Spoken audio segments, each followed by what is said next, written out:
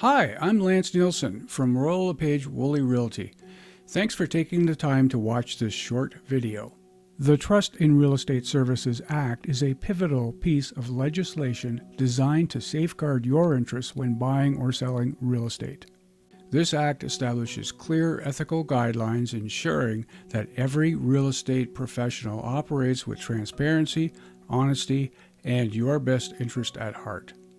Introduced at the end of 2023, it is my job to explain the information guide to you, provide you with either a physical or a digital copy, and ask you to sign it as an acknowledgement for me on the last page so I have it for my records.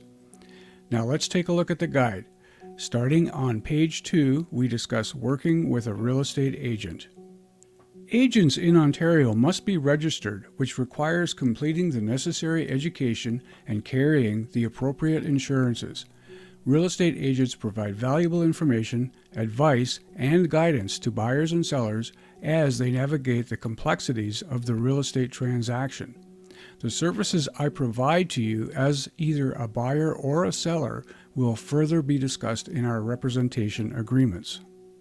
You will also benefit from the duties the brokerage and I owe to you as a client, including our undivided loyalty, where your best interests are promoted and protected by the brokerage and the agent representing you. My commitment to you is telling you everything I know that could impact any decision you make, and our assurance that your confidential information will not be shared with anyone outside the brokerage without your written consent, except where required by law. If you are involved in a real estate transaction and are not a client of a real estate brokerage, you are considered a self-represented party or an SRP. This means that you've chosen to represent yourself, which has different rights and responsibilities. The Real Estate Council of Ontario recommends you seek independent professional advice before you proceed as an SRP. If you choose to represent yourself in a real estate transaction, it will be your responsibility to look after your own best interests and protect yourself. I cannot provide you with any services, opinions, or advice, or do anything to encourage you to rely on my knowledge, skill, or judgment. Any assistance I offer you is a service to my client, is acting in their best interest, and is to help my client buy or sell a property. When you choose to become a client, you sign a representation agreement with the brokerage, which is a contract between you and the brokerage for real estate service and representation. Your agreement must be put in writing and presented to you as soon as possible. Your representation agreements should describe the duties owed to you, your rights and responsibilities, and the specific terms of your agreement. The agreement must clearly set out the services you will receive, as there are no standards set for services.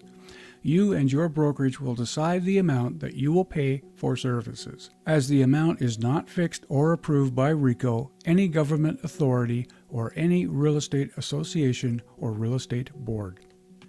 Agreements must also identify the circumstances in which the agreed amounts may change and how they will change in each circumstance.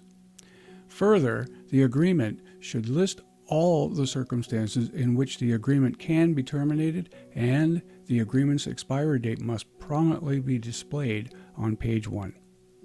My brokerage operates in designated representation, meaning that multiple representation will only exist when the same real estate agent is the designated representative for both the buyer and the seller in the same transaction, or for two or more competing buyers interested in the same property. Multiple representation is not permitted unless each of the clients involved agrees. It is our job to promote and protect your best interests and avoid conflict of interest. If you agree to multiple representation, the brokerage or their designated representative must treat each of the clients involved in an objective and impartial manner, and you will sign a written disclosure explaining how duties will be performed differently. Again, you can refuse multiple representation at any time, and the brokerage and myself are not allowed to proceed. We can discuss alternatives to multiple representation at any time. You may have seen articles in the media about open bidding or an open offer process. Buyers in Ontario who have made an offer on a property are entitled to know the number of competing offers. And if sellers decide to disclose the contents of the offers, the buyers would be notified, and the seller can choose how much information, if any, they want to share about the offers they receive. Brokerage firms and real estate agents working in Ontario must be registered with the Real Estate Council of Ontario. If you have a concern about something, please feel free to speak to me about it or contact my brokerage, who will be able to mediate or resolve your complaint. Or you can visit the RECO website. If you have any further questions about this guide, please feel free to reach out to me, and I sincerely look forward to working with you.